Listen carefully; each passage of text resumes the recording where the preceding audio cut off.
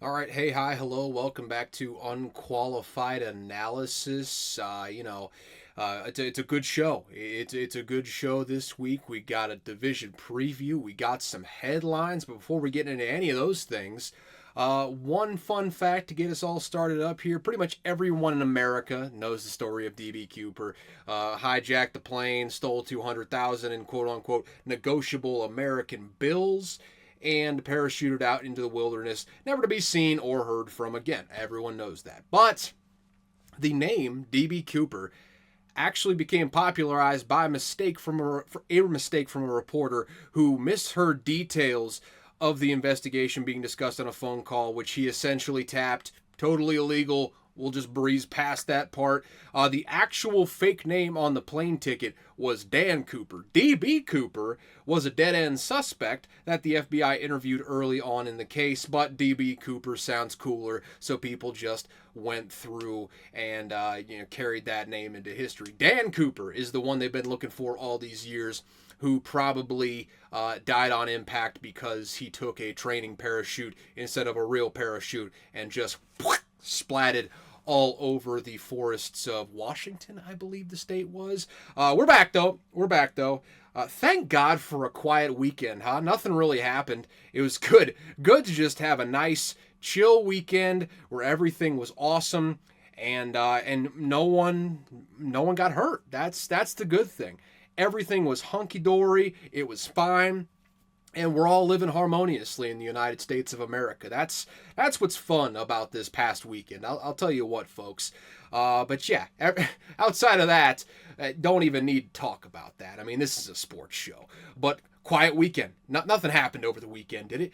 Anywho, we got some headlines for you. It's the driving episode. It's the vehicular crimes episode, and then we're going to get into the NFC East preview, the second division preview of this illustrious offseason ramp up. Also, new NCAA football game is out. My policy with this game, like every other game, especially games by EA, I'm gonna wait. I'm gonna wait it out because day one, the hype is going to be unreal. It's the same thing with Call of Duty. In fact, this is the exact same approach that I take with Call of Duty. Day one, the praise is going to be out of this world. People are going to love it, and it's just going to take the world by storm. You won't get the real opinions about the game until about a month in, where that new game shine has worn off, and then from there, people will say, okay, this game wasn't that good, or they'll say, you know what, still lives up to it. And yeah, that's what I'm waiting for. That's what I'm waiting for. I'm patient. I'm patient on these sorts of things. Also, I'm a big old cheap ass who just kind of buys games at a discount. I don't like to buy games at full price. I do it sometimes just when I really want that game. This is not one of those games. I did not play NCAA 14. Didn't play any of the NCAA video games. I was a Madden kid, so that was really what I was playing. So all of that is to say, the hype for me was not quite so much. I'm looking forward to playing the game if it does end up being good, or if it ends up being dirt cheap at some point, and I can just kind of buy it for pennies on the dollar for what the listing price is, which I'm guessing is the standard $69.99 for games nowadays. Also, shout out to all the people that haven't played a new game since NCAA 14. They come back and they're like, when the hell did games become $70? This is a price gouge. Well, welcome back, folks. Welcome back to the gaming industry. That happened with the PS5 and the Xbox Series X. So welcome back in. Games are more expensive now. They haven't scaled with inflation though, so it's one of the only things. Them and Costco hot dogs, only things that have not scaled with inflation over the last couple of years. It's if you're talking dollars from back in 2004, whenever games became $60, to 2024 now. I mean, you're talking these games are actually cheaper if you adjust for inflation. So be happy about that. Just be happy about this new game that you're getting, where 12-year-olds are going to run you off the field at any given opportunity. Outside of that, though, yeah, it's a good day. Again, quiet weekend. Nothing happened in America, so I mean, it's just hunky dory over here in the beautiful state of Ohio. Any hoozle. Let's get into the vehicular crime, shall we? So first things first. Obviously, I'd be a hypocrite if I didn't talk about it. I've talked about various sorts of other situations for other athletes, and I talked about his last one, so why not talk about this one?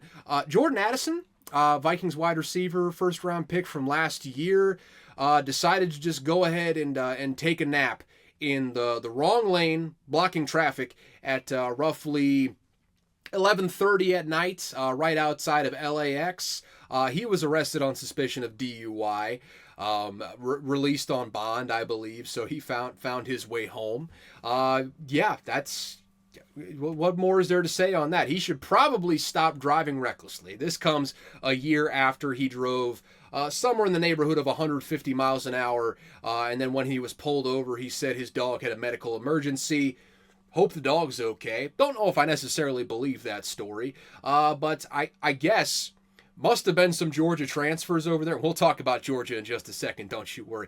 Must have been some Georgia transfers over there at USC with, the driving habits that he's picked up. I'd like him to stop, though. I would prefer him to stop making boneheaded decisions, because he's our bona fide number 2 wide receiver, and, we need him bad. We need him bad. Outside of Justin Jefferson, we got some good players. Got TJ Hawkinson out there. But we're going to need Jordan Addison to have that year 2 step up and not get into DUIs, not potentially put people's lives at risk. So if you could stop that, Jordan, that'd be much appreciated. Okay? Just to, take this request from your good buddy Caleb, who you've never seen, talked to, or thought about before. But just know, we're buddies. We're friends. In spirit. Obviously, we fucks with each other. Everyone knows that in a totally non-gay way. Just like, yeah, I'm fucking with the vibe here. I don't know what the hell I'm talking about. Strangely more rested than usual. But that's really all I got to say about Jordan Addison. Please stop doing dumb shit behind the wheel. In fact, got that first-round pick money. Probably, if you stay on the straight and narrow and you continue to progress the way you progressed, you're going to be making over $100 million in your career. Maybe hire a driver. Just a thought. Maybe hire a driver so you can just get blasted as you want, and that driver's going to be sober as a judge and drive you wherever you want to go. It's a beautiful setup for people that have that amount of money. Might as well take advantage of that, huh? Yeah, come on. Come on, Jordan. Stop doing dumb shit. Speaking of dumb shit, I guess we'll save the other DUI story for last.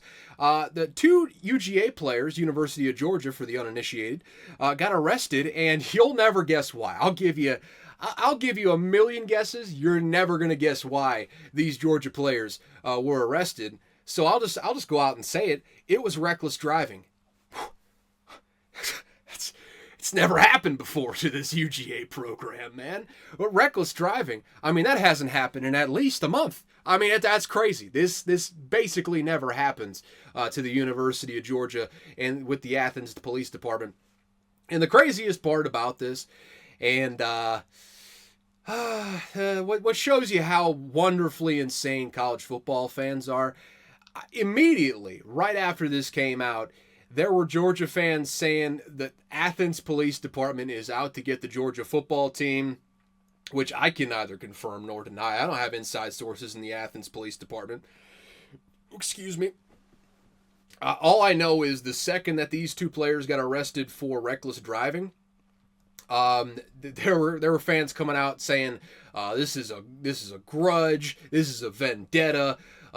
These players are innocent. It's nothing that any of us haven't already done. Who amongst us hasn't driven 30 miles per hour over the speed limit through a school zone? Not that actually happened, but for rhetorical purposes, I didn't read the police report, so I assume it's something along those lines, though. But who amongst us? Who amongst us hasn't done that?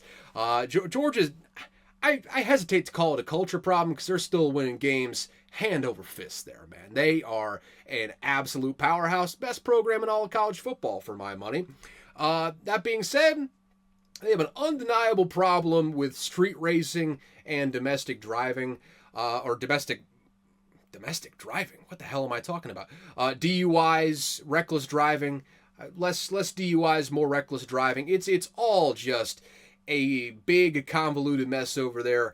And it's got to be close to 10, maybe even more than 10 players that have had reckless driving incidents, obviously highlighted by the tragic incidents a year ago, a little bit over a year ago, where a defensive tackle and a recruiting staffer died in a car accident because they were in a street race. Presumably with, started defensive tackle for the Eagles now, Jalen Carter. We don't have to get into that, but that it's a recurring theme that I'm not entirely sure how this keeps happening, especially with Kirby Smart, which I assume Kirby Smart keeps a tight ship, but all these incidents are kind of flying in the face of that. Like, what do they need to hire a driving instructor? Do they need someone that just rides along with players, and every time they go like 10 miles or more over the speed limit, they just smack him in the head real quick? Probably not safe driving in its own right, but it get the message across. Like, if you just had a mechanism that's like a governor, put a governor on all your players' cars, and it doesn't have to be something crazy. Like, just set it at like 15 over. Still, I mean, speeding more than you should, but not out of the realm of question. We just need players to not be going 75 in a school zone. That's really what we're looking for here. So I don't know how Georgia fixes this. Do we need to hire a driving instructor? What do we do to rectify this situation, Kirby Smart? I'm assuming he's getting just about fed up with it though. It's only a matter of time. I doubt this is going to be the last incident. It is only a matter of time before players start getting kicked off the team and Kirby starts sending a message. I feel like that's just around the corner right now. I'm interested to see how Kirby Smart kind of curbs this behavior, no pun intended, because they're not a laughing stock of college football because, again, they're a two-time back-to-back national champion, and probably the only reason they didn't win last year's national championship is because they lost in the SEC title game. I mean, just ran the shell of that FSU team out of the stadium in whatever bowl they ended up playing. Was that the Orange Bowl? I don't know. One of the New Year's Six bowls that they just painted the walls with their blood. So they're not an embarrassment, but they're a running joke in college football, strictly because of these reckless driving incidents. Kirby Smart's got to do something. I don't know what he's got to do. I don't know if he has to hire a team mom to scold players every time they go above a certain speed, or what. Something's got to be done, though, and I'm sure Kirby Smart is in active discussions about that sort of thing going forward. Interesting stuff. Let's just hope it doesn't kill anyone in the future. But on that happy note, let's keep it moving here. Final headline before we get into the division preview. Mike Gundy, he explained his reasoning for bringing Ollie Gordon to the Big 12 Media Days and not suspending him after his DUI this offseason. And it was an explanation. It was an explanation. His hair still looking better and better by the year, though. I don't know how he does it, but the streaks of gray, obviously not a natural black. He does like some touch of men, or just for men, touch of gray. I don't know how you would characterize that. Whatever he's doing, he needs to keep doing it, though. It's looking a lot better than Ryan Day's fake dye job. Again, Ryan Day, we know it. We know it's not real. We no man's facial hair, no man's hair in general has ever been that black. You look like a 45 to 50-year-old man who doesn't want to look old, but the problem is when you go jet black with the dye job, everyone knows it. Everyone knows it. Take a page from the Mike Gundy playbook. Look at that sweet head of lettuce that he's got. And just, you don't have to do the full mullet experience. You don't have to do the full hockey flow that he's going on right now. But just take a look at that coloring job and, apply some of that to your daily life. We know your beard is not jet black. You don't have to keep pretending. You're not fooling anybody. You're just looking like an absolute clown. So maybe take a page from Mike Gundy's playbook in that regard. In other regards, maybe don't. one regard you probably shouldn't take from Mike Gundy's playbook is that his explanation for why he's at Ollie Gordon's at Big 12 Media Days, why he's not being suspended, in this little fun interview that he did with I don't know what news station, what outlet. It was something along the lines though of I went and looked up what the legal limit was. It was 0.08. And that's what, like 3-4 drinks. And I'm thinking to myself, well, how many? And I'm not justifying the decision, but for me, why I'm making the decision that I'm making is I think about that, and I've done that thousands of times in my life. We've all done that thousands of times in our life. And what I got from that interview was Mike Gundy is just a prolific drunk driver. That guy just grabs a couple things of booze, cocktails, says, you know what, I'm good to drive, blurry vision and all, just goes full Georgia player and guns it back home. That's how I see Mike Gundy right now. And yeah, that's a role model right there. I don't know what he was trying to accomplish with that interview. All it did was it made me laugh at the very least. Hasn't killed anyone yet, so that's a good start. But to say that you've driven after 3, 4, 5 drinks thousands of times in your life is a wild statement. It's an absolutely wild statement. Now, it's something maybe you admit to your boys when there's not microphones around, but to do it in a Big 12 Media Day setting when you know it's going to circulate around, just an absolutely asinine, wild decision that I don't understand. I'm glad he said it. I'm glad he said it because it was fun. It's funny. I laughed. I mean, there's nothing better than a good laugh on a Monday, Tuesday, whenever the hell that thing came out, afternoon. Nothing like a good laugh, I'll tell you what. But just maybe something where you think for a second, you pause, and you let the inside voice stay inside, and you project a different voice for the outside. He also followed that up. I'm not sure which one was first, the saying that he's driven thousands of times, obviously drunk, or this one I'm about to talk about. He said if there is a punishment, it's going to be giving Ollie Gordon 50 carries in week 1. Oh no! Oh no! You showed him, Mike. That'll really curb his behavior, giving him 50 carries in a game. That's definitely not what he wants to do. Oh no. Oh no. Week 1 against it's Assfuck State or whoever the hell they're playing, giving him 50 carries. Granted, that's not the usual protocol. Usually you sit the starters after you're up 60 points. But in this situation, oh no, he's going to rush for 300 to 400 yards and start his Heisman campaign off with a sprint out of the gate. You're really showing him, Mike. You know what? It goes to show you college football, college coaches in particular, the fans, the staffers, the administration, all of them, they will do anything in their power to win a damn football game. Urban Meyer was not the only one with a morally questionable way of running things. He was just probably one of the most morally questionable men when it came to running things. Shout out Art Briles on that one as well. I just thought that was funny. No real hot takes on it. I just thought everything Mike Gundy said at Big 12 Media Days was hilarious. I mean, just hilarious in the worst ways possible and in ways that he did not mean whatsoever. With that, though, 20 minutes into this thing, we've got a division preview to do, and I'm going to try and make it as quick as possible, as concise as possible.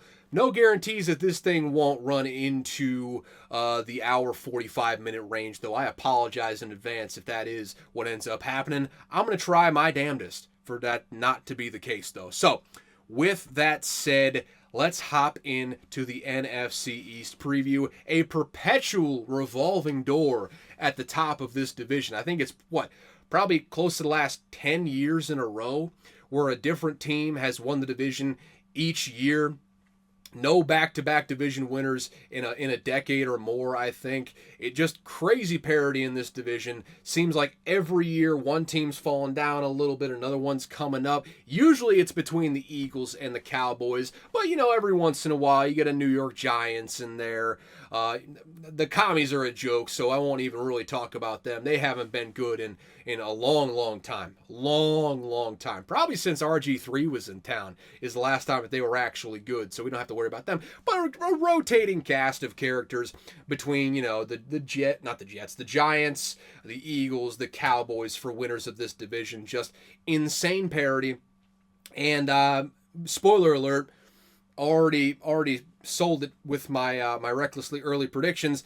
I think another team is going to win it again. I don't think the Dallas Cowboys are going to go back to back, but I'm getting ahead of myself. Let's start off with those aforementioned Dallas Cowboys. As per usual, we're just going down the division standings from last year and previewing these teams accordingly. Oh, I forgot to pull up the draft here real quick, so give me a quick second of bloviating. Give me a quick second of just killing time until I pull up the Dallas Cowboys draft here. I'll be with you in just a second. It's, just a few seconds here. I will have that Dallas Cowboys draft up. I promise you that. And there you go. We're here. We're here, folks. So, with all of that said, here are the additions through the draft through this past offseason. So first and foremost, first round, they take offensive tackle out of Oklahoma, Tyler Guyton, position of need. It's a big transition period moving on from Tyron Smith, long-time first ballot Hall of Famer. Maybe not first ballot, but a shoo-in, surefire Hall of Famer if there ever was one. Leaving, going to the New York Jets. Also, spotty injury history too. It was time to move on. But you bring in Tyler Guyton to fill that role. Second round, you draft Marshawn Kneeland out of Western Michigan, talented edge defender, help build the depth in that pass rush. Obviously, you got DeMarcus Lawrence and you've got Micah Parsons, but it can't hurt to have even more pass rushers. If the Eagles have taught us one thing, is just you keep loading up on pass rushers. That way, when one wants to leave, you just plug in another one, or you go out into free agency and get a new one like they did. Getting ahead of myself again. We'll talk about the Eagles when we get to the Eagles, but they add Marshawn Kneeland to the Cowboys in the second round. They draft Cooper Beebe, guard out of Kansas State. In the third round, again, addressing that offensive line. Going to be a young crew this year, unproven. We'll get to that in just a second. And then you jump to the fifth round. We got Kalen Carson, cornerback out of Wake Forest. And from there, you're just looking at a bunch of role players. Maybe you see a guy like, seventh round pick Nathan Thomas, offensive tackle out of Louisiana, gets some run if there's some health issues on the offensive line. But really, we're looking at those first 5 rounds, and you're saying, okay, these are the players that you kind of expect to contribute in some form or fashion. So with that, let's take a look at the depth chart for the Dallas Cowboys. Obviously, at quarterback, got my favorite Mississippi State player of all time, the guy that brought me to Mississippi State, quite frankly, Dak Prescott. He is the starter, most disrespected quarterback in the league, but when you keep losing playoff games like he has, when he keeps throwing, high leverage interceptions, it's not exactly unwarranted, but he's still one of the best quarterbacks in the league. At the very worst, a top 10 quarterback. He can make a real argument for a top 5 quarterback. Very few, if any, quarterbacks in the entire league control the game at the line of scrimmage the way Dak Prescott has since he's been in the league pretty much. Really over the last several years, though, since he has hit his stride and kind of hit his prime, no one in the league has been more detailed at the line of scrimmage, changing the play, manipulating the defense to put the offense in the best position possible. So with him at the helm, it's hard to see this offense finishing outside of the top 10, just generally. Look what the cat dragged in at running back. We got Zeke Elliott. After his 1-year hiatus in New England, he decided, you know what? I'm tired of this shit. I'm not here to win 3 to 4 games a year. I'm here to win a few more than that, and I'd like to go back to the state with no state income tax. That's where Ezekiel Elliott is now. He is back with the Dallas Cowboys. Second string, you got Rico Dowdle, and then third string, you got Deuce Vaughn, which I'm kind of surprised Deuce Vaughn isn't the second string. Quite frankly, I guess he's, that diminutive size kind of limits his effectiveness as, he wouldn't be a feature as the second string running back. Really, again, I'm shocked that Deuce Vaughn hasn't got more of a role in this offense. Third string, though, could be worse. I think he's a solid player. Overall, the running back room, not great. Not great. If Zeke Elliott at his advanced age and diminished skills is starting for you at running back, you got some problems. That's a damn fact. Wouldn't be shocked at all if Rico Dowdle took his spot down the stretch. I would imagine there's going to be a healthy mix between Zeke Elliott and Rico Dowdle throughout this season. Rico Dowdle obviously a little bit faster. Zeke Elliott brings that power element. You probably get a lot more goal line touches for Zeke Elliott than Rico Dowdle, but I think there's a real role for both of them in this offense. And I think Deuce Vaughn's going to be used in kind of a gadget role. That third string running back, I have a hard time believing that that's going to reflect his impact on the team. Maybe he's not going to be a featured player in the offense, but he'll have a role in some sort of way, shape, or form, whether it be a gadget role or something along those lines. Wide receivers, top two look good. CeeDee Lamb, Brandon Cooks. Brandon Cooks really bursted onto the scene last year, improving markedly on what he was with the Texans. It's amazing what a good quarterback can do for you in that regard, but after that, it gets a little shaky. We got Jalen Tolbert, third-round pick from 2 years ago at this point. Hasn't quite panned out to what they were expecting him to, drafting him that high in the third round. He'll be the third receiver this year, so he's going to be expected to go in there and make an impact right away. Got Kevontae Turpin, dynamic returner, really good in spots in the passing game. I honestly think Kevontae Turpin may end up taking that third receiver role when it's all said and done, because I really liked what he brings to the offense. But you got Jalen Brooks, Ryan Flournoy. That's your six deep at wide receiver. And basically after CeeDee Lamb and Brandon Cooks, it's a whole lot of I'm not so sure about that in the receiving core. And obviously having a quarterback like Dak Prescott's going to offset a lot of deficiencies in the receiving core. But the only reason that you would consider them above the Mendoza line is because they have CeeDee Lamb in this receiving core. I wouldn't put them anywhere near the top 10. I'd probably put them right around like 16, 15, that sort of ranking as a wide receiver core. Definitely not the strongest in the entire NFL, and not anywhere near it, in fact. And not really something that was addressed at all by Jerry Jones, Stephen Jones, and crew, even though apparently they're all in. Doesn't look like it based on their roster, but hey, they're all in apparently. Tight end, you got Jake Ferguson in last year's second round pick, Luke Schoonmaker at tight end. Good solid pair of tight ends there. Neither of them are going to flash off the screen in a receiving role, but both solid enough blockers, serviceable in the passing game. That's really all you need from guys like that.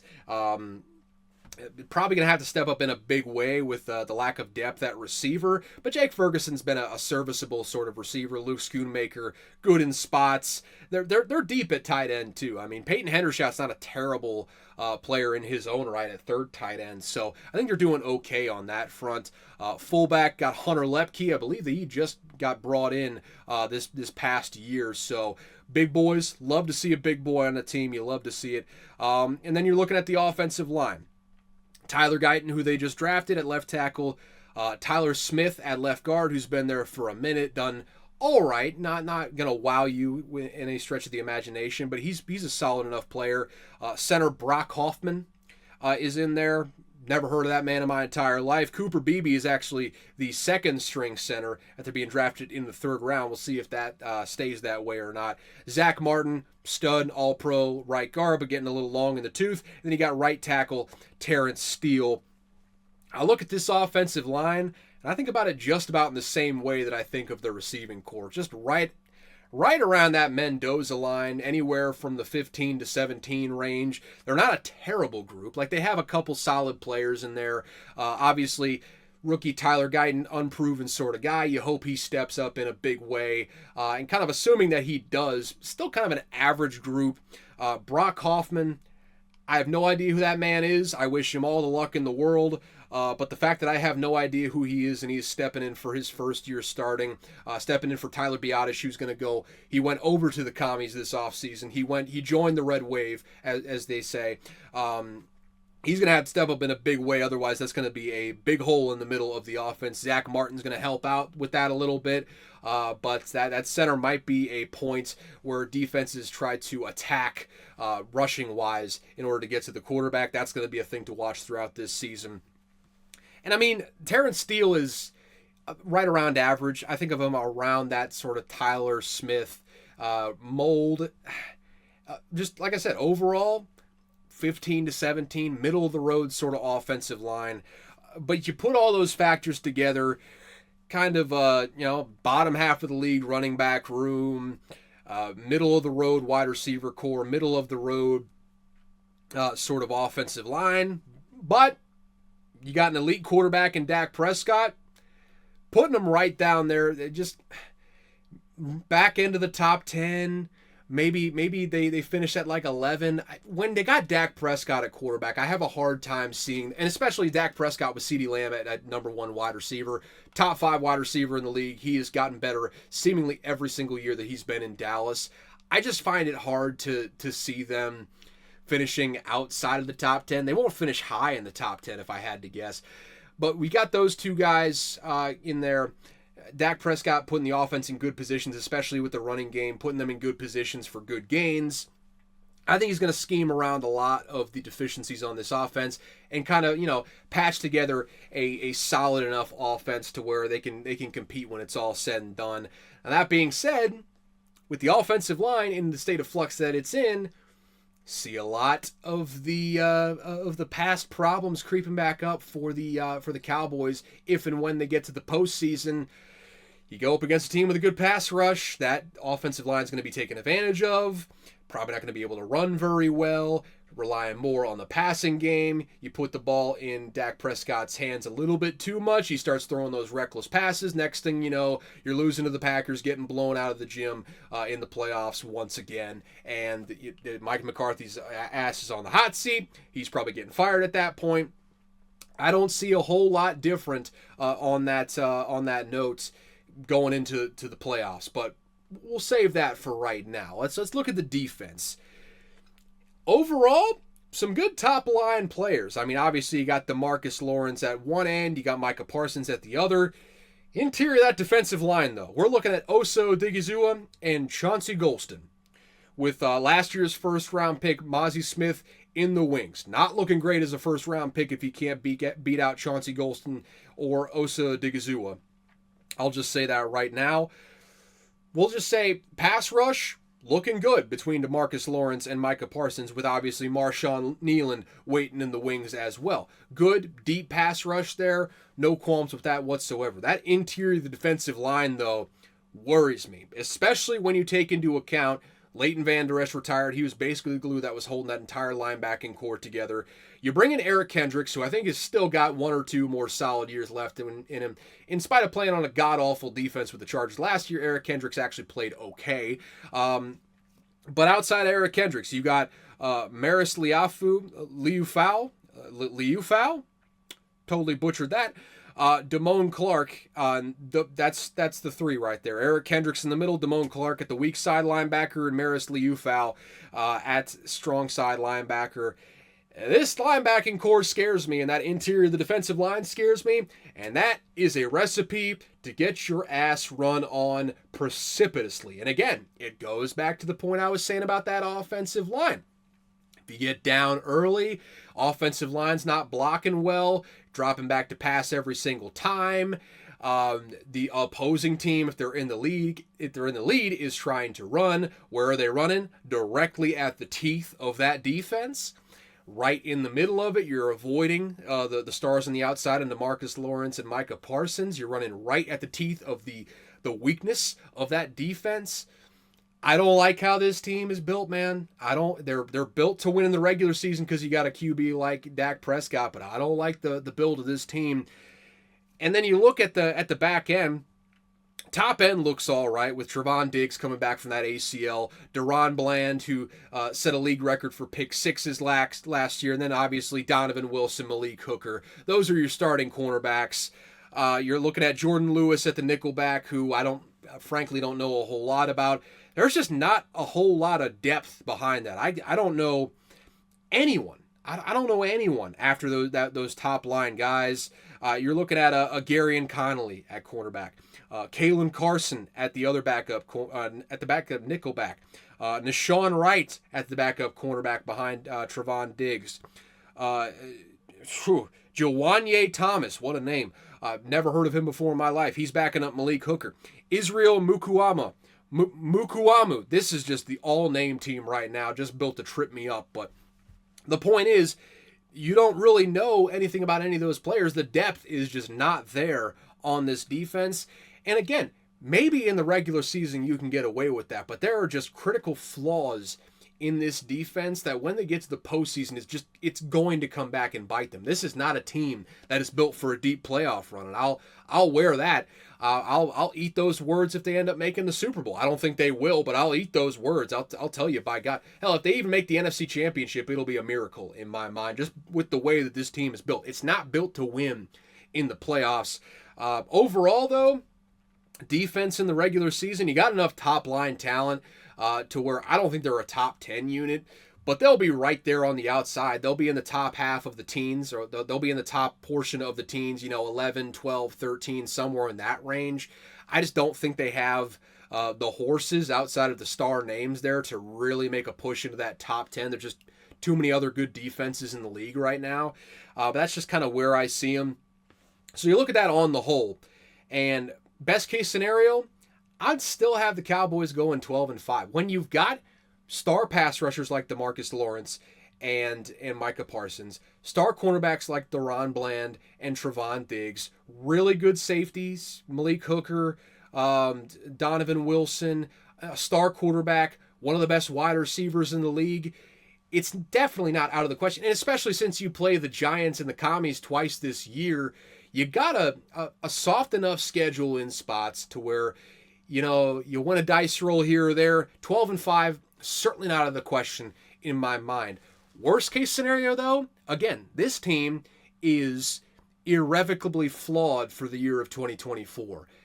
I could definitely see them. I don't see them finishing below 500, but 9-8 is not out of the question at all. I think a worst case scenario, the offensive line doesn't play up to snuff. That defensive line in the interior and the linebacking core gets gashed by the running game on a consistent basis. You could lose some games that ultimately you probably should have won in the first place if you're the Cowboys, and that's how you get to 9-8. Overall, my prediction, I think the Cowboys are going 10-7 this year, man. I just don't see them. I don't see them finishing as well as they did last year. I think they'll make the playoffs. I think 10-7 is probably good enough to make the playoffs. They'll have to fight for it with a couple other wild card teams, but I don't see this team being good enough to win the division. Spoiler alert, I think they're clearly behind the Eagles in this division. They're not bad like the New York Giants or the Washington Commies here, but they're just not a team that's built to win. In the playoffs, regular season, they're built to win enough games to make the playoffs, but they're just not a team that's built to make a deep run. They haven't been a team that's built to make a deep run for quite some time now, and 2024 is no different. So 10-7, that's my prediction for this year for the Dallas Cowboys. Moving on to the Philadelphia Eagles. Let's take a look at their draft as I stall once again to pull up the Philadelphia Eagles here. Yes, here we go. Of course, Howie Roseman just taking the consensus boards from all of the major broadcasting channels in the sports news sphere and just making a composite of them. That's his big board. And obviously, first round, 22 overall, you get Quinion Mitchell. Second round, 8 overall in the second round, you go Cooper DeJean. And right there, you're getting long in the tooth in the cornerback room. You address that immediately. I think they got 2 really solid players with a lot of upside. Best rated corner in the draft by most outlets in Quinion Mitchell. So you bring him in. Obviously, Cooper DeJean going to play a really solid nickel. I think he could play outside, but I think with Darius Slay still there, I think Bradbury is still there as well. Nickel is where they're going to need Cooper DeJean most, so I think that's where he slots into all of this. Third round, you get Jalix Hunt, edge out of Houston Christian. Never heard of him before, but that's besides the point. Will Shipley in the fourth round at running back. He's going to be buried on that depth chart because it's just such a loaded depth chart, but not a bad player as well. Brandon Walker called him just a guy, and I could not disagree anymore. Will Shipley played very well in college. Was a workhorse in college, too, when he was asked to be. So I think he's a good player. Not good enough to crack the top of the rotation with how great this rotation is, but a good player. Solid enough for a third-string running back. And then I think they're getting good players in the back half of this draft, man. I mean, Aniyah Smith in the fifth round, I think he's going to feature in this rotation. I think he's going to earn his way into more playing time. I loved him at Texas A&M. I thought he was a stud at Texas A&M. I mean, the fact that he went in the fifth round is just, it speaks to how deep this wide receiver draft was. I think he's going to be a real contributor on this offense for the Eagles. And in the sixth round, again, I can't get over the fascination with Johnny Wilson. I don't know if they're going to play him at wide receiver. I don't know if they're going to move him to tight end at some point. I just feel like a guy of that size, that relative athleticism for that size, he would be a star tight end. I wish they would move him to tight end. Looks like he's slotted at receiver for right now. I just have a feeling he's going to find a way to play that big slot position. He's never going to be on the outside, not in the NFL. It's just not where he fits in the NFL. He plays that big traditional like slot where he's basically just another tight end outside of Dallas Goedert. Dallas Goedert, asked to do some more of the blocking. Johnny Wilson, probably listed at wide receiver, going to be playing more of a tight end. You're going to try and match him up on a lot of linebackers and safeties where you can. I just have a feeling he's going to make a big contribution. Maybe not a big contribution. I think he's going to make some high leverage plays this year. They got him in the sixth round, and maybe that's just my bias. But I just got a feeling. I love the physical makeup of Johnny Wilson. He had great production in college, so I'm looking forward to seeing how he's used. But taking a look at the depth chart overall for the Eagles on offense, obviously Jalen Hurts is the QB1. Kenny Pickett got sent to the shadow realm by the Pittsburgh Steelers. He is the number 2 QB. And then let's talk about this backfield, man. Saquon Barkley, who they're bringing in free agency on a big contract, he's the starter there.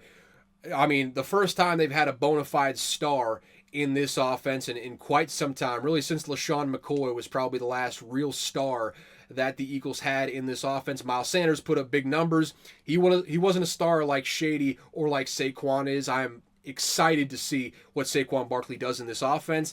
Kenneth Gainwell still there, really solid second string running back who can spell Saquon Barkley when you need him to. And then you got Will Shipley, who you just drafted in the fourth round, I think fourth round or fifth round, I can't remember exactly. In this year's draft, he'll probably play in spurts as well, kind of probably playing a similar role to what Boston Scott has played over the last several seasons with the Philadelphia Eagles. One of the best backfields in the entire league for my money. Sneaky good in the backfield. Probably not top 5, but certainly back into the top 10. You got Saquon Barkley, Kenneth Gainwell, and Will Shipley. I love the depth that they have in this backfield for the Philadelphia Eagles.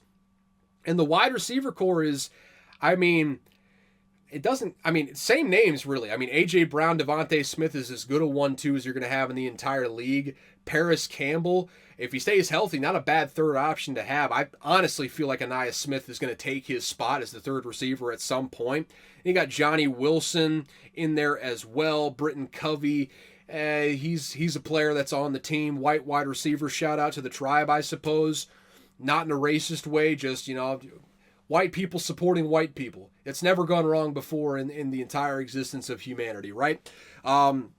Overall, wide receiver core,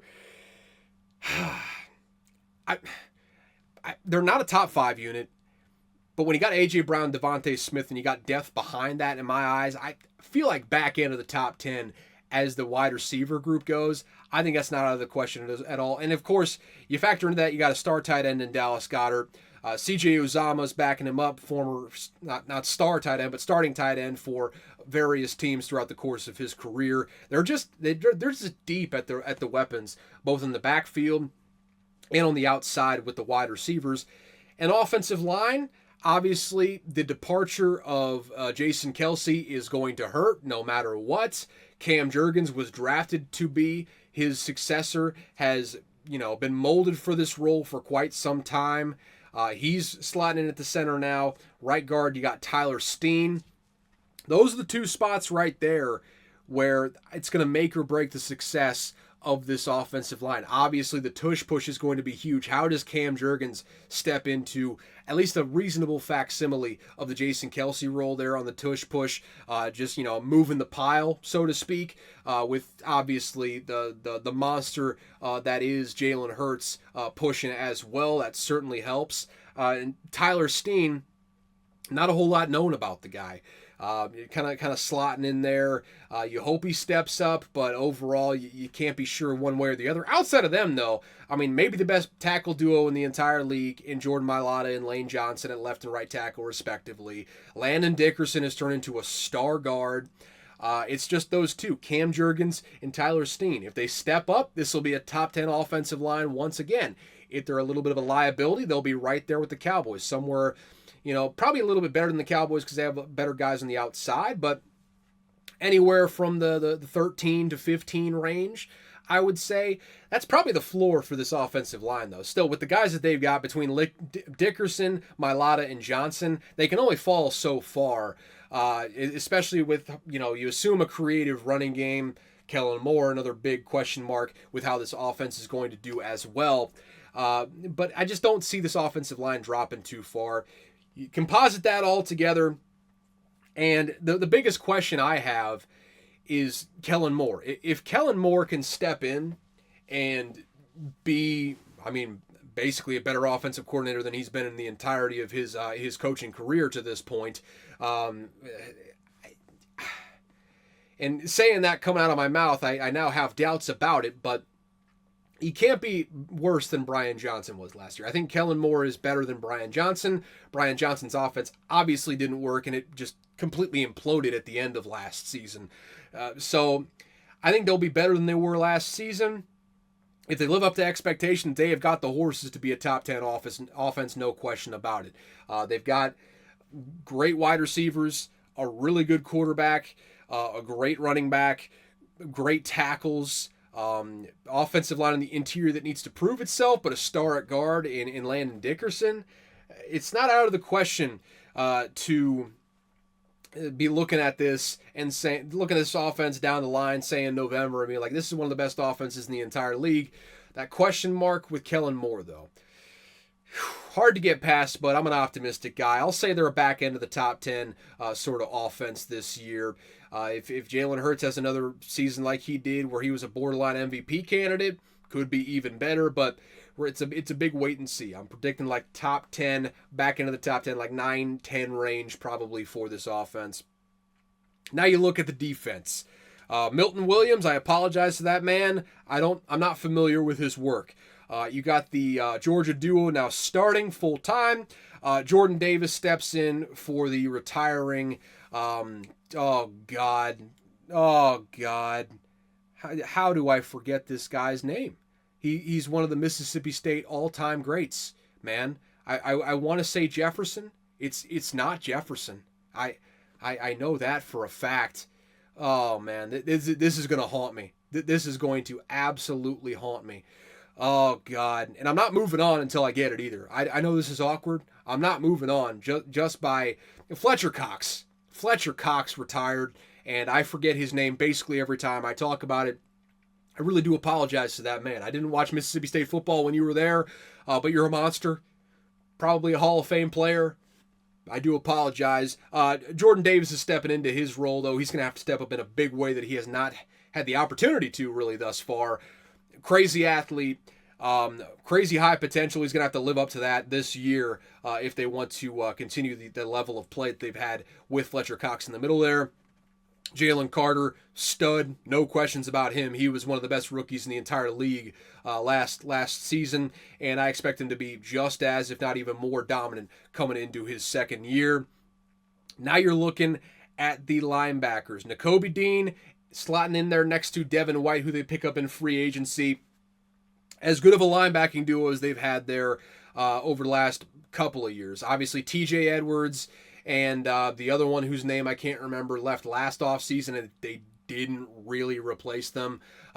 So you get Nakobe Dean. You're hoping he steps up. I still have hope in my heart that he turns into the player that I thought he would be coming out of college, out of Georgia.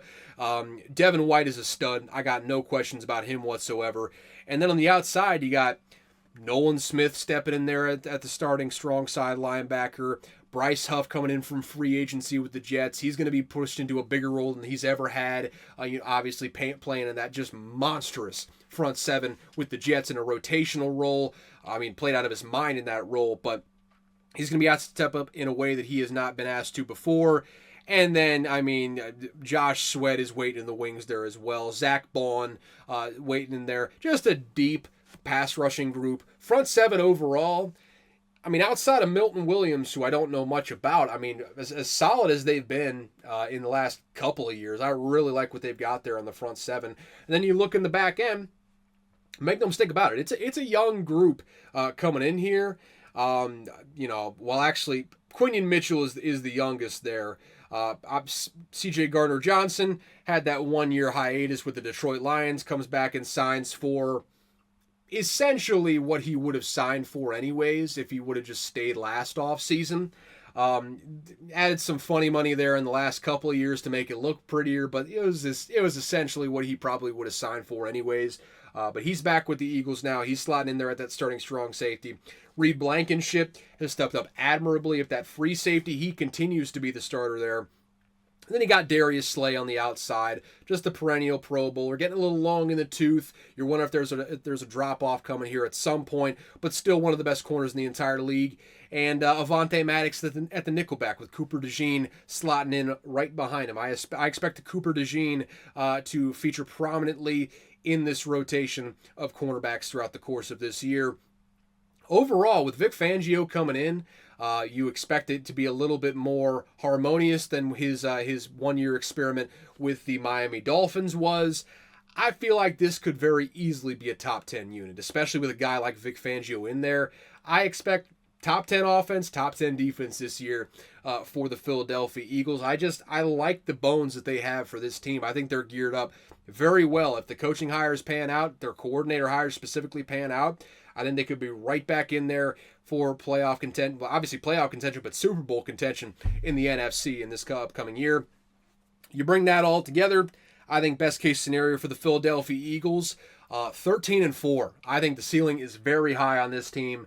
I'm not going to go and say they're going to be the bona fide 1 seed this year. I think they probably, maybe not probably, but there's a good chance they do end up the 1 seed this year. 13-4 is best case scenario, and that's if the interior of that offensive line ends up panning out well. Tyler Steen and Cam Jurgens end up playing well. It ends up being a top 10 offensive line, and at that point you're able to do basically whatever you want on offense. Defensively, if the Fangio hire pans out, you're going to be dynamic on that side of the ball. So 13-4. The ceiling is high for this team. Worst case scenario, can't see him finishing worse than 10-7, quite frankly. I think, and that's kind of in the case that Steen and Jurgens end up playing poorly this year, and there's a notable weakness in the interior of the offensive line that kind of holds the offense back. If the Vic Fangio hire works out kind of like it did with the Dolphins, and they finish more in the teens and they do the top 10s, you might get, a 10-7, just kind of limp into the playoffs sort of thing there. That would be the worst case scenario in my mind, though. I don't see a reality where they finish below 500, barring injury to Jalen Hurts, which, knock on wood, you never want to see something like that happen. My prediction for the Philadelphia Eagles, though, 12-5. 12-5. I think they're going to win this division, quite frankly. I think they've got the horses. I think they're going to be top 10 offense, flirting with the top 10 defense this year. I think they're going to be right in it till the end, and I think they're going to be a big-time candidate to make a deep run in the playoffs when this thing is all said and done. 12-5. That is my prediction for the Philadelphia Eagles, and we are bumping right up on an hour here. I need to wet the whistle a little bit, man. I'm just gesticulating. Is that the word? I'm not really motioning with the hands, but I am furiously loquating. Is that a word? I don't know. I need a drink, man. My throat's getting dry. So 2 seconds, poor favor.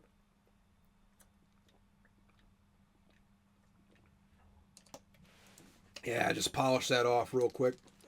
Ooh, excuse me. Apologize for that. Not really, but it's always polite to apologize for burping. Anyhoozle, let's look at the New York Giants this year in what could possibly be a make or break season for the New York Giants. It's a roster. It is certainly a roster, and they made some good pickups in the draft, so we'll start there. Malik Neighbors probably comes in as your day one number one wide receiver for Daniel Jones, who is his own set of problems, but we'll get to that when we get to that. Second round, get Tyler Nubin out of Minnesota. Good guy to get on the back end. Doesn't really replace Xavier McKinney, who you lost in free agency this past season. Really, no one can replace him. He's one of the best safeties in the entire league last year. He goes over to the Packers, and I'm sure they're going to love having him around. Third round, you go with cornerback Andrew Phillips. That's a weird way to spell Andrew, but I digress. Fourth round, you get Theo Jackson at tight end out of Penn State, or Theo Johnson rather, at tight end out of Penn State. And from there, it's just a couple of guys that I don't think you're really expecting to pan out. I mean, Tyrone Tracy, he's a running back. You draft him in the fifth round, but he's a running back, so there's always a possibility that a running back comes in who has low draft position and ends up playing well. Kind of the story of the NFL nowadays. But that's basically the rookie class that you're bringing in. Let's take a look at the depth chart, shall we, for these New York Giants. Quarterback, got Daniel Jones, followed by young Jeezy himself, Drew Lock. I've rung this bell for a while, but you paid the wrong guy, Joe Shane. You paid the wrong guy. Should have just forked over the money to Saquon Barkley and franchise tag Daniel Jones. You wouldn't be in this situation. You'd be looking at a rookie quarterback there at number 4 overall. Maybe you'd be getting J.J. McCarthy if you hadn't have forked over a giant bag to Daniel Jones. Fortunately for them, this is really the last year they're on the hook for money for Daniel Jones. So if he does another bad year, you just cut bait and you draft another quarterback in a weak quarterback draft, unless you're drafting number 1 overall. Yeah. You backed the wrong horse, Joe Shane. I'll just say that. Again, running backs wise, Devin Singletary is the number 1 guy. Then you got Eric Gray and Tyrone Tracy, who I just talked about. I mean, bottom half of the league running back room. I mean, Devin Singletary is underrated. I don't think he's a guy that you want as your down in, down out starter at running back. I think the diminutive size that he brings to the table is prohibitive when you're talking about giving feature back numbers to a guy. He's got to be part of a rotation, and I just don't think they have a strong rotation. They didn't backfill with losing Saquon Barkley very well. They took a step back in my mind, obviously, with losing Saquon Barkley. Devin Singletary, again, not a terrible player, but bottom half of the league running back room, definitely. Look at the wide receivers. Credit where it's due. They're better than they were last year. I mean, Malik Neighbors slotting in as your number 1, presumably from day one. Darius Slayton, good deep receiver. Wan'Dale Robinson, shifty enough as a gadget player. Jalen Hyatt, you expect to make a little bit more of an impact this year. Hopefully get him on some deep routes. Fast as all hell. Him and Neighbors are both fast as all hell.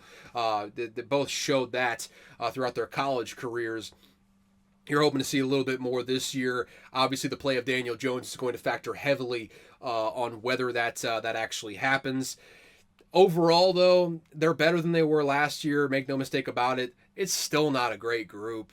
I mean, they're still, at the very best case scenario, they're right there in the middle of the pack. But if we're considering the Cowboys middle of the pack, this wide receiver room for the Giants is more closer to the 20s. I don't see them finishing that great. They're still a good ways off. They're probably one more good draft away, one good free agency class away from actually having a top half of the league sort of wide receiver room. Neighbors is a good start. And hell, he might be good enough to offset all of the deficiencies throughout the rest of the depth chart, but you look at this group, and it's just not going to cut it. It's simply not going to cut it. Daniel Bellinger's a solid tight end, not a star, though. Obviously, you have Darren Waller retire this year. He's going to be singing songs. Again, I hope he's okay.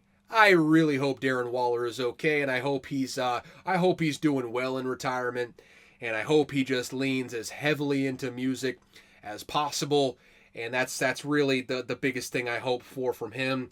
As far as the players that are still on this team, though, Daniel Bellinger, I mean, not a terrible tight end, not a star by any stretch of the imagination, so really just a lackluster receiving core. What else is new there? An offensive line, you didn't do a great deal to upgrade what you had already. I mean, Andrew Thomas has been up and down, to say the least, more down than up, quite frankly. Evan Neal has been a complete disaster since he came in out of Alabama.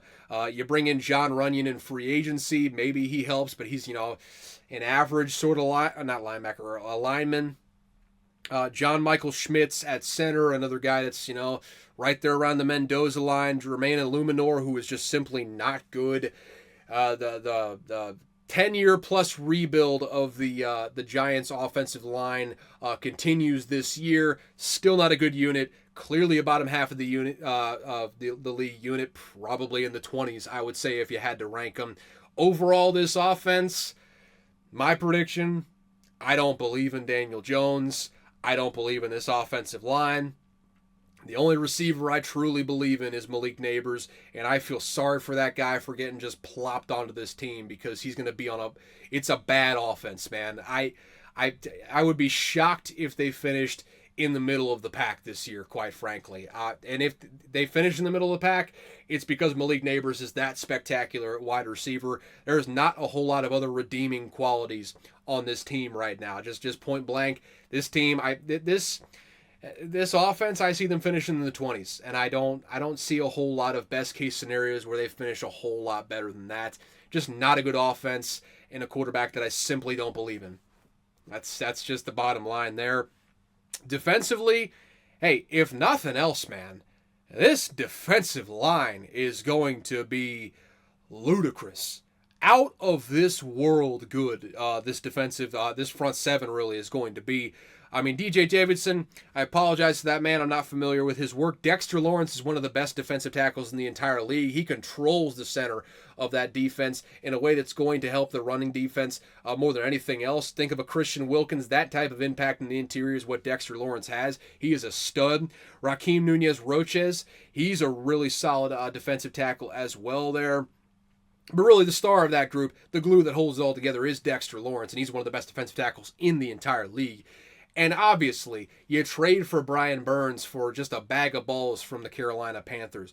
You already have Kayvon Thibodeau, and that 1-2 punch at pass rusher on the outside is about as filthy as you're going to get in the entire league, man. Two just physical freaks on the outside rushing the passer. This pass rush, this front seven, it's going to be really good. It's going to be the strength of the entire football team. And on the strength of that, I think they could win some games that they're just going to pull straight out of their keister with the strength of this front seven.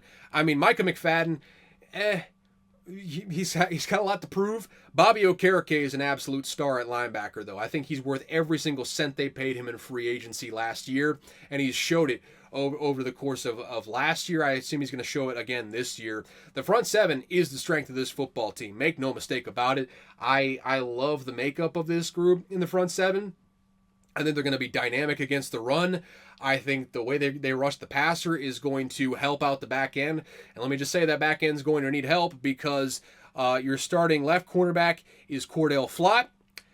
Starting right cornerback is Deonte Banks. Nickel cornerback Trey Herndon. Safeties are Tyler Nubin, who they just drafted, and Jason Pinnock. And that is one of the worst secondaries in the entire league right now. It's not an exaggeration, folks. This is not a good group on the back end. Jalen Mills sitting there in the wings, so hey, maybe the safety group's a little bit stronger than I'm giving it credit for. Jalen Mills, solid enough player, played with the Patriots for a good while there, Seahawks as well. Been a good player for several years in this league. Just not a great group on the back end, though, especially on the outside. If your starting quarterbacks are Cordell Flott and Deonte Banks, you should be scared. you should be scared, and not a great time for Wink Martindale to have a falling out with Brian Daboll. Because you need a guy like Wink Martindale in there this year, man. You need a guy that just gets relentless pressure on the quarterback and finds ways to cover up the secondary, because right now, boy, it's looking rough. It is looking real rough right now with what they have in place. You bring in a defensive coordinator from the Tennessee Titans who is known for blitzing one of the least at the lowest rates in the entire NFL last year. Just a night and day difference from what you get with Wink Martindale, new Michigan defensive coordinator, by the way. Shout out to him. Yeah, this defense, front seven is going to take them a long way. I'll say that much. I think they're going to have one of the better run defenses in the entire league. I think they're going to play very well in that aspect. But they're going to need the front seven to rush the passer at a spectacular rate if they are going to cover up on the back end. I think best case scenario for the back end, or just pass defense in general, is middle of the pack. And the more likely scenario is, I mean, you can't get to the quarterback on every snap. They're probably going to be in the mid to late 20s, just because, I mean, you give a quarterback any amount of time versus this secondary, they're going to gash you, absolutely gash you for deep plays. And so composite overall, this defense, the strength of the front seven is going to have them finish in the middle of the pack, I would say, but the back end's going to hold them down. That's the main moral of the story here, at least the way I see it. So, bring that composite overall.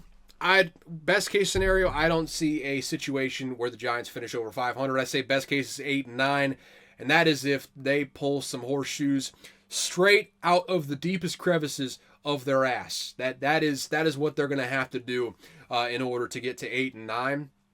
Basically, it means Malik Neighbors is going to have to be the best wide receiver, best rookie wide receiver in all of football. Shows up and is a star immediately. Devin Singletary is going to have a big year at that point. And the front seven is going to have to be good enough to where it covers up the holes on the back end. Even then, even in the rosiest of scenarios, 8-9 is probably the best that I see them this year. Just because, again, I simply don't believe in who they have at quarterback in Daniel Jones. And I don't hate the guy. I just hate the decision that Joe Schoen made in committing to him instead of Saquon Barkley. I can understand why Joe Schoen didn't commit to Saquon Barkley given the age and the metrics as far as drop-offs for running back production after a certain age. But you just backed the wrong horse, man. Sometimes you throw those numbers to the side and you just pay a guy who's a bona fide star, and they just didn't do that. They're reaping the rewards, so to speak, of that now. Worst case scenario, the bottom could fall out, folks. This could be a 4-13 ball club. If Daniel Jones is just absolutely awful, if the front seven is not good enough to cover up the just horrid deficiencies on the back end, and they finish as a bad defense and a bad offense, they could be top 5 pick, one of the worst teams in all of football. My prediction for them, 6-11. I think they're going to be bad. I think Daniel Jones is going to show that he is not the quarterback of the future. I think they're going to be in the market for a quarterback in this upcoming draft. And unfortunately, they're not going to be high enough to draft Carson Beck because they're not going to be bad enough. And they finished 6-11. I don't know what the future holds for Joe Schoen or Brian Daboll. They're in year 3 at this point. You expect a little bit more of an uptick, especially after that 11-6 first year that they had. You just expect better from them at this point. The curse of expectations after that first year, especially with the way Brian Daboll handles losing and has a tea kettle temper, if you will, doesn't hold it in very well and tends to yell at his staff a lot. I could very easily see this blowing up, and Brian Daboll is on the market for a new job going forward. Who's to say what happens with Joe Schoen? I don't think he's done a terrible job, but I think he's made some bad decisions along the way. 6-11, though. That's my prediction for the New York Giants this year. And let's finish this thing off real quick with the Washington Commies, the Commanders. One of the worst teams in all of football last year. They were the number 2 overall pick for a reason. And with that number 2 overall pick, they took a star in Jaden Daniels. Got some questions as far as, how he translates to the NFL. Made some questionable decisions, both running the ball and, reads as far as throwing the ball. No guarantee that he plays well in the NFL, but he is a bona fide star if you put him in the right situation. No guarantee they've put him in the right situation right now, but that's the rosy view of why he gets taken second overall. Electric arm, great accuracy, and fast as all hell when he gets out into the open field. Second round, they take Jer'Jon Newton, a defensive tackle out of Illinois. He should probably slot in there immediately on that defense. Just a defense that was bereft of talent. You brought in a bunch of quality free agents, and you get some good players in the draft as well. Jer'Jon Newton should, play very much from the very start of this season. Although defensive line, if there is one strength on that defense, it is that defensive line between Jonathan Allen and Daron Payne in the middle there. It's on the outside where you're looking a little bit shaky at this point. Another second round pick they get, Mike Sainristil, cornerback out of Michigan. Physical player, loved him when he was in college. I thought he played very, very well against the highest levels of competition when he did play them. I think he's going to feature prominently in this rotation at cornerback. And they get Ben Sinnott in the second round as well, tight end out of Kansas State, a guy that'll probably, feature pretty heavily in this offense. Probably, a little bit of a traditional rookie year behind Zach Ertz, a guy that's a little long in the tooth, a guy that you're not exactly expecting a whole great deal from. I don't remember if Logan Thomas is still on this team or if he retired or not. You'd be behind him as well, though. But Ben Sinnott, tight end of the future there. You get, in the third round, Brandon Coleman, guard out of TCU. You get Luke McCaffrey, wide receiver out of Rice. They drafted food, man. I'll tell you what, they drafted him in the third round. Third round is a pretty high sort of praise for what, for how great this wide receiver draft was, too. So he should feature prominently in this wide receiver rotation. And then from there, I'm not sure you have a whole lot of just day one contributors, but solid group of players. They got a lot of really quality players in this draft, which is really all that you can ask for from this new regime. Jason Peters, not Jason Peters. He's a Hall of Fame left tackle. Ryan Peters.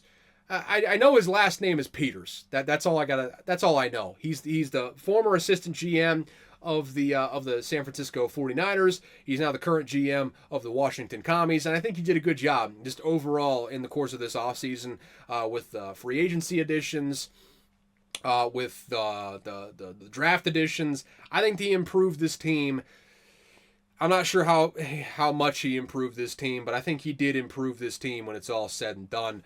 So let's look at the depth chart, shall we? Jaden Daniels, clear-cut starting quarterback, no question there. Marcus Mariota is the backup as of right now. Running back room, Austin Eckler they brought in from the Chargers. Brian Robinson, who they drafted a couple years ago as the second string, and then Chris Rodriguez Jr. as the third string. Sneaky solid running back room. I don't know how much Austin Eckler has left in the tank. I think he's still quality enough. I mean, probably right there in the middle of the pack as a running back room. Really deep though. I like the depth in this running back room with what they have. It's just a matter of health. I think they're probably top level of the teens, probably anywhere from like 12 to 12 to 15. My goodness, I'm just falling apart over here. Anyways, so solid enough running back room. Wide receiver core, they're solid. They're not bad. I mean, Terry McLaurin is just one of the most criminally underrated wide receivers in the entire league. He's a monster out there, just cursed with bad quarterback play year after year. Hopefully that changes this year with Jaden Daniels. Jahan Dotson needs to step up in a big way. Luke McCaffrey slots in there immediately as a third-string wide receiver. And you got De'Ami Brown, Olamide Zaccheaus, and Jamison Crowder. So Terry McLaurin, solid top line guy, maybe not the best of the best as far as wide receivers in the league. One of the best jump ball wide receivers in the league. I mean, at the point of attack, there's hard to find anyone better than Terry McLaurin out there. Probably not a top 10 wide receiver group, but I have him hovering right there, right outside of it. I think it's a really solid group, especially if Luke McCaffrey steps in and plays well right away. I'm sorry, folks. I've just been itching my nose nonstop the entire episode, and I can't help it. It is endlessly itchy. I don't know why. I do apologize, though. Yeah, it looks like Logan Thomas retired, though. Tight end Zach Ertz is the starter. Ben Sinnott is the backup. Probably a little bit more of a rookie molding year, grooming him behind Zach Ertz is probably the good way to do it. Overall, not a bad receiving group. Better than they were last year, which is really all that you can ask for.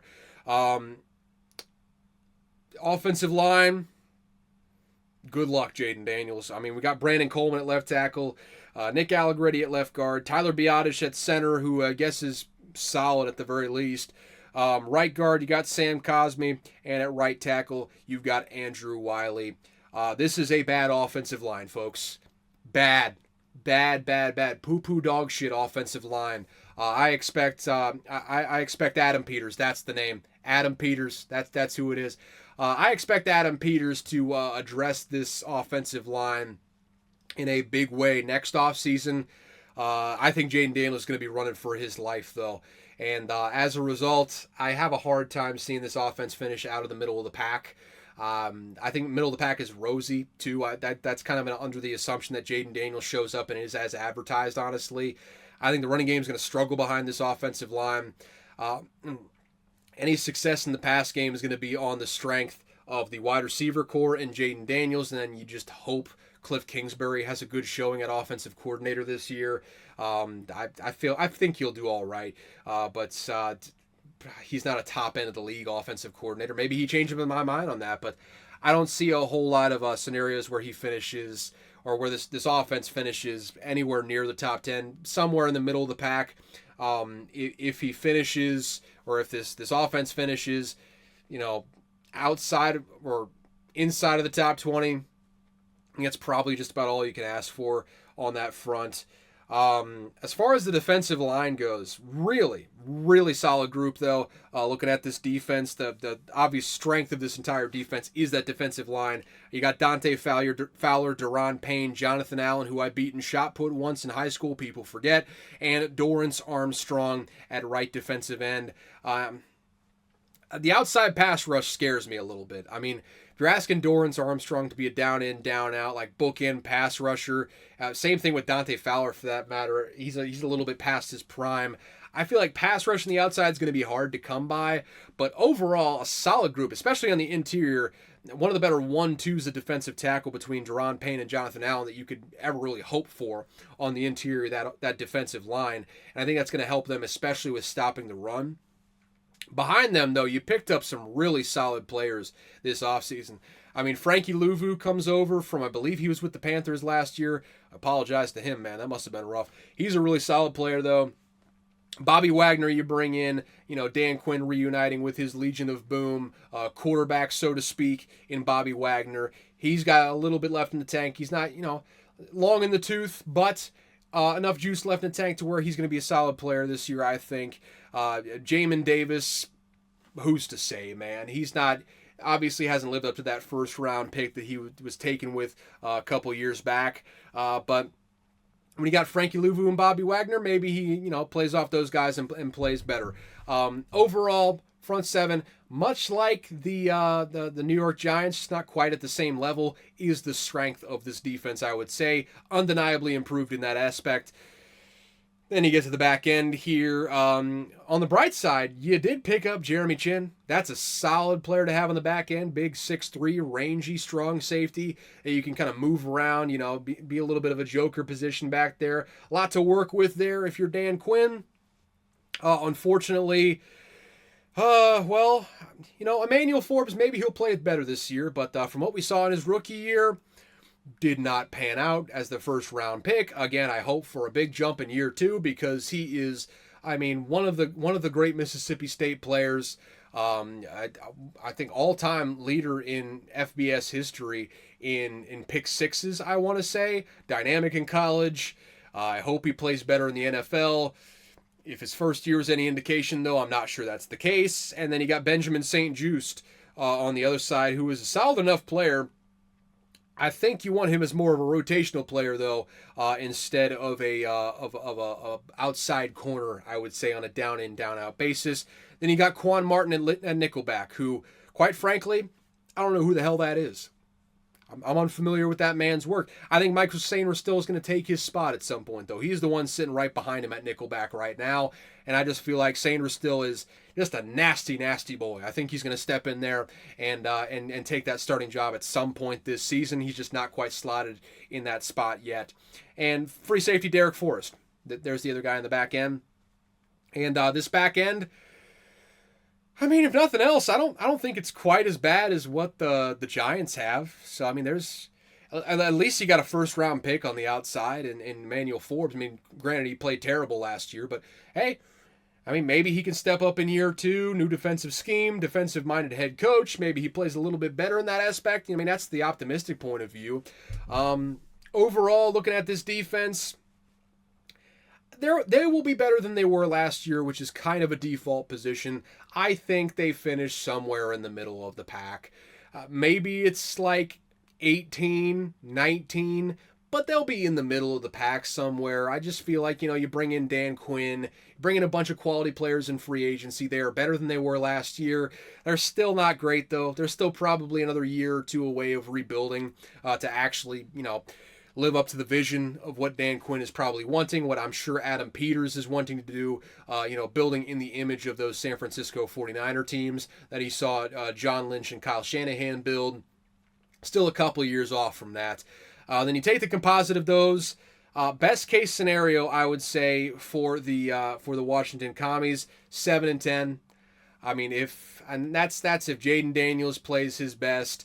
If the defense is surprisingly good this year, they still have just intractable sort of holes on the offensive line, in the secondary. They're just not a very good football team on the whole.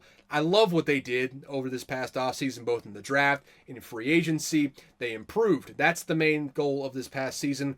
But they don't have any illusions of going to the playoffs this year. They're probably a year or two away from doing that, and they could maybe make it next year if Jaden Daniels takes a big leap, has a dynamic rookie year, and then follows that up with an even better second year. But you need more bodies. You just need more players. This roster is just so bereft of talent, and it's going to take a few years to get back to some semblance of respectability at the end of the day. Worst case scenario. Again, 4-13, a lot like the Giants, man.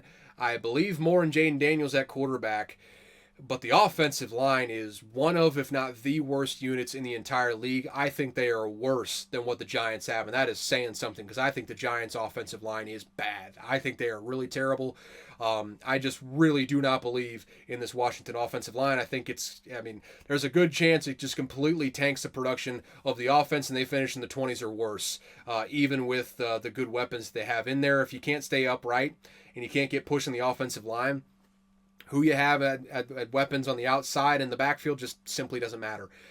So that's, and then in addition to that, you got the holes in the back end on the defense. Could easily see those getting exploited. 4-13. Not out of the question if everything just goes completely haywire when it's all said and done. My prediction for them, exact same as the New York Giants. I think they go 6-11 this year. I think this is a building year. I think, again, 7-10, wouldn't be shocked about that at all. 7-10 would be a resounding success in my mind. Hey, 8-9, you're popping champagne bottles at that point if you're a front office member. Obviously, you don't do that if you're a player, but if you're 8-9 in year one with what they have in there, that means that Jaden Daniels performed up to snuff. That means you got some great contributions out of guys that you probably weren't expecting to get contributions out of, and you got a great sort of base to build the rest of your team off of going forward. So 6-11.